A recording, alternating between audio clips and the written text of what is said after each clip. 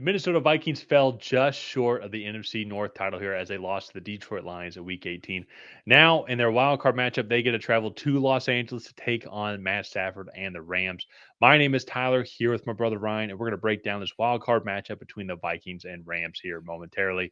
But before we do that, if you like the work that we put out and you want to help the Tracy Take Row, the easiest way is hitting that subscribe button, tackling that bell, and leaving a like and a comment. Let us know who you think will win this game and why. And Ryan, tough way to end the regular season overall, if you look at it, but it's still going 14-3 for the Minnesota Vikings is an absolutely amazing accomplishment here. They're still, I think, one of the potential Super Bowl Oh, favorites. I think going into this matchup here, and so it's going to have to be on the road though at Los Angeles. Who I think there are a lot of things that the Vikings can do favorably against this team here, and so they actually have already met as well. But I think one of the things though too it's just a tough matchup on the road at Ford Field. I think going to SoFi, typically from what we've seen, it's more for the Chargers, but for the Rams. So I wouldn't be surprised if there's still a lot of Minnesota Vikings fans at this SoFi game. So I think the noise yeah. might not be nearly as bad, but it is going to be a very interesting game here as well. They're going to be extremely motivated, especially coming off a short week here. A short week, I guess, not having the bye. But that being said, the Los Angeles Rams, they actually had an opportunity to be the 3 seed, but rested their starters, Matt Stafford, Kyron Williams, Puka Nakua, Cooper Cup, etc. But instead of to rest those guys in preparation for their wild card matchup, and lost to Seattle, so now they actually have to play Minnesota. Very interesting kind of route to go. But that being said, you still have the home field advantage. Ryan, I want to throw it over to you.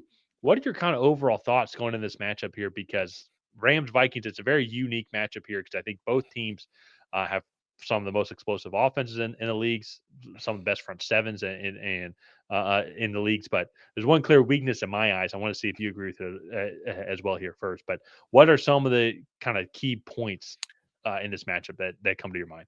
Yeah. Well, the first thing that I'm thinking of right now is actually the line from Dodgeball when you were talking about that they sat their starters with a chance to get the 3 seed, and it's a bold move, Cotton. Let's see how it works out for them. That's what that's what I thought. I was a little surprised because I do think you would want that advantage, especially like that the 5 seed is going to be a 14-3 team. Like they're going Hmm. to be a really solid option there. But for me, the weakness on this Rams team is going to be this secondary. This secondary trying to cover Jordan Addison, Justin Jefferson, Jalen Naylor, TJ Hawkinson, that is going to be just an absolute nightmare. I think, and while Braden Fisk and Jared Verse and Byron Young in this defensive line and front seven have played really well, the Vikings did a pretty good job, have done a good job all year of picking up blitzes, like kind of stifling edge rushers and keeping Sam Darnold relatively clean. And uh, I just think Kevin O'Connell will find ways to keep them out of it. Now, these two teams have played, and actually the Rams beat them. That's one of the 3 losses for the Vikings. But uh, this is a tough Vikings team.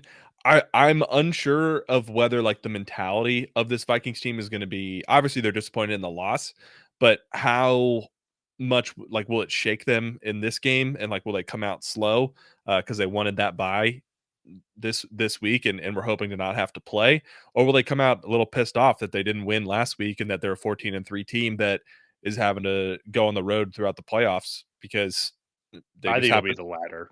You think it'll be that one? I think so Yeah. too. I think Kevin O'Connell will be prepared and get this team amped and ready to go. But it has to be a little disheartening, kind of coming out of that Well, matchup.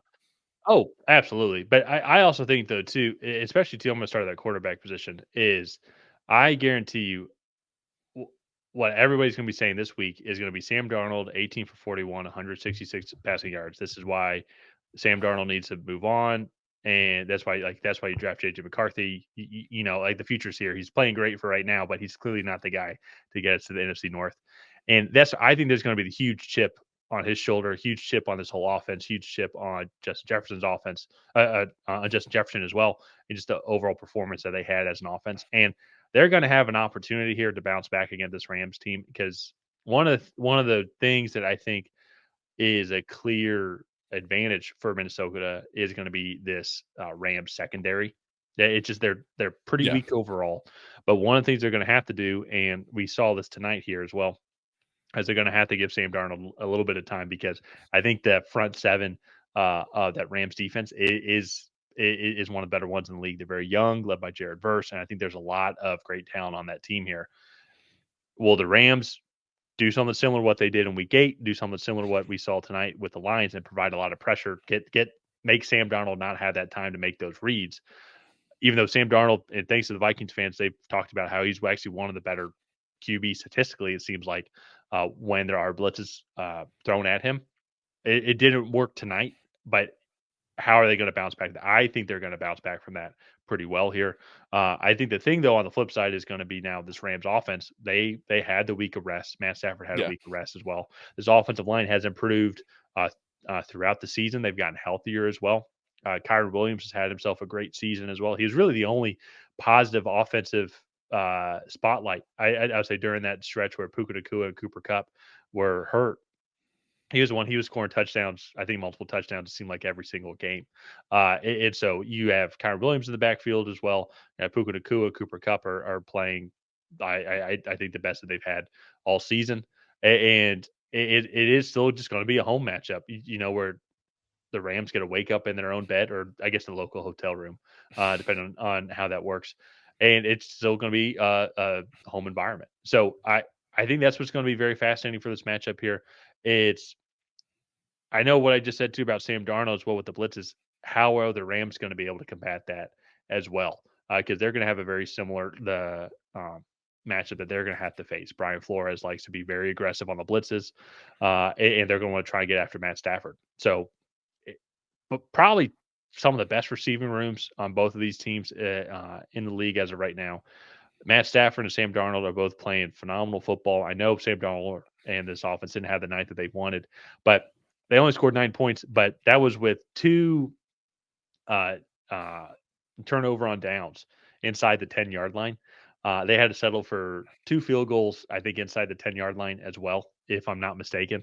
Yeah. Like this could have been a totally different type of performance here as well. I just think they got away from them a little bit, and then Jahmyr Gibbs and this Lions offensive line got the ball rolling, and as his Vikings defense started to wear down. So I think the keys to this matchup for actually this could probably apply for both these teams is you want to try and get the lead early. You don't want to play like you have the weapons to play catch up, but I think that's one of the things that we saw with the uh, week 8 game between these two teams. It was 14 all at halftime, but then when we came out in the second half, though, the Rams were.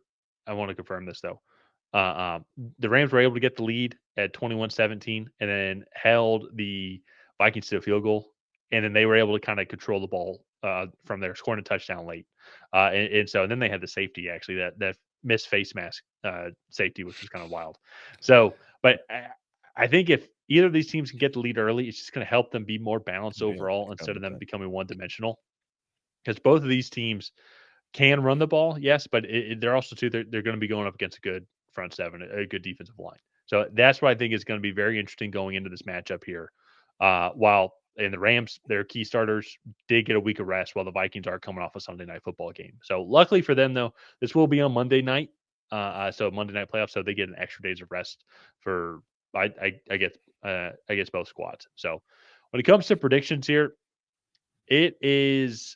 this is going to be a close one. I think this is going to of all the games, this is the biggest pick 'em of the 6 wild card games. And for me, I'm going to go with Minnesota here. I think Minnesota is going to get some revenge here on the Rams. I think they're going to bounce back as well from their loss on Sunday Night Football. I think they're going to come out hot. I think Sam Darnold is going to have one of his better games of the season here as well. So I'm going to go with Minnesota. I'll go with the Rams. I feel like I talked up Minnesota a little bit in this video, but I think the Rams do a lot of things well. My biggest concern is just how does that secondary match up with those receivers. But we've agreed on all 5 games so far, so I want to do something different. Yeah. And have one game that maybe we can root against the other on one. But there is something Matt Stafford in the playoffs is like these veteran quarterbacks usually tend to shine in these moments. And not that Sam Darnold hasn't had a great season. It's just it's a totally different animal being in the playoffs. So I'll go with the Rams. And then also too, I believe in that week 8 game, Puka Nacua had either just come back or was not in that game. And they still won. And so this Rams offense with him in there is really solid. He had Uh just come back, and he he 7 catches, 106 yards. yeah, So pretty good game, I'd say. yeah. And so I feel like he's only going to build on that. And he like this offense since he has been back has just like they've really been on a roll. And they have uh what have they won? 6 straight? I know did they lost today, right? Yeah, they lost today, but Yeah, sorry, they won 5 straight before that, but they didn't really try today. Like yeah. they weren't going out to win. So I'm gonna throw that out. The last 5 times that they've tried, they've won. They've won 6 out of their last 7 as well. So I like this Rams team. I think they do a lot of good things. Sean McVay, I think it's a another playoff win here with Matt Well, Stafford.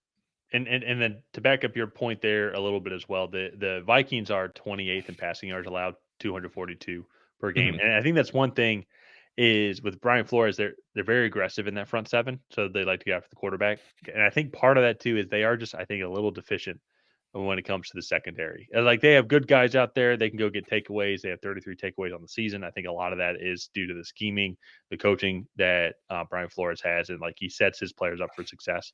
But in those kind of like one-on-one matchups, I do feel like Puka Nacua, Cooper Cup, and those guys are going to win those matchups overall. So Vikings are going to have to get after Matt Stafford quick and put pressure on him. And the same applies for the Rams to Sam Darnold. It's Yeah. interesting. Both of these teams, I think, are actually pretty eerily similar to one another and how Yeah. they're set up. So, uh, so yeah, I think it's going to be a great game. Yeah, no, I think it's going to be a good one. Let's go ahead. Let's wrap this one up here. If you guys have not already, please go ahead and like and subscribe. That is the best way to help out the channel. While you're down there, go ahead and leave a comment on who you think is going to come out ahead. Will it be the Minnesota Vikings? Will it be the Los Angeles Rams? Other than that, we will see you guys next time.